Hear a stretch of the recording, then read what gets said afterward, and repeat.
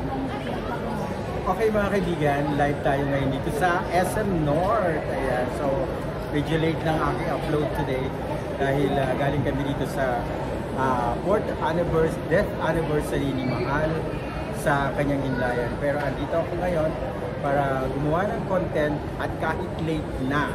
Diba? So usapan pa rin tayong Barbie and David Licauco. May lumabas na mga pictures, may nagpasa sa akin ng mga pictures na magkasama daw sila ngayon. At hindi ba sila sabay sa picture na pinunan, pero yung background ay pareho. Yung background ng hotel, yung location, ay halos magkaparehas. Gaano kaya katotoo yun ang chika na magkasama sila ngayon? And may lumalabas din daw na ang dalawa ay yung nakarang pictorial ng McDonald's ay very sweet talaga. Sobrang sa mga nakasaksi nga ay sinasabing wala nang duda na talagang may nagaganap na ongoing relationship si Barbie at si David. So nakakatuwa kasi marami ang nag-i-issue na si Barbie ay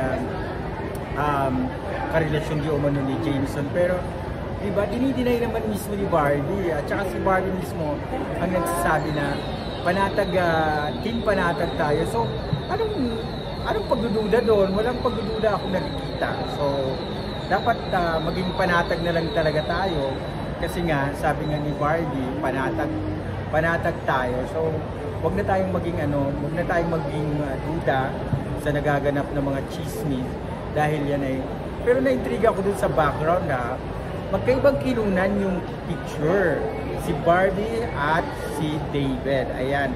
Of course, dito naman ipapakita ko sa inyo yung pictures nilang dalawa. Ayan, magkatabi. So kayo na lang umusga kung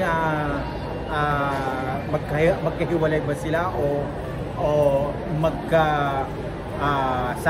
So wala na. Baka ito ay may isang event, tapos parehas sila sa isang location. So malamang na sila doon, nasa parehas silang venue, nasa pareho silang location, at baka yung dressing room magkasama sila or sa isang basta ang duda ng lahat, ang duda ng marami ay magkasama sila ngayon or kanina or kung kailan. So wala pa naman confirm dun sa nag-send ng pictures na ito, pero di ba nakakatuwa dahil pagkasama ang dalawa, di ba, hindi man na pinapublic nila talaga na very close sila. Kaya lang, di ba, parang hindi mo naman kasi masabi na hindi pinapublic kasi pag magkasama sila talaga naman super close sila, pero di ba, may mga behind the scene din na hindi nila binibigay sa atin ng detalye, pero di ba, nakukuha natin yung point, nakukuha natin yung sitwasyon kung ano ba yung nagaganap, di ba? So kaya di ba, kaya ano ba yung baka ito yung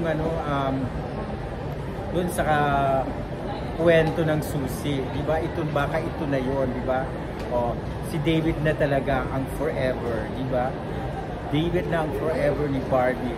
And wala tayong magagawa doon kapag ang dalawa na ang nag-decide na talaga naman maging forever na sila, diba? Kapag puso ang humatol na, diba, wala na tayong magagawa doon. Kaya go lang tayo ng go, support lang tayo ng support sa dalawa. And besides, palagi naman silang magkasama, diba? Wala namang duda yun. Tuloy lang tayo sa kanila, tuloy lang tayo sa ginagawa natin pag-support sa dalawa. And diba, walang duda, walang duda na talagang sila nga ay magkasama. Ayan, thank you so much, bye bye.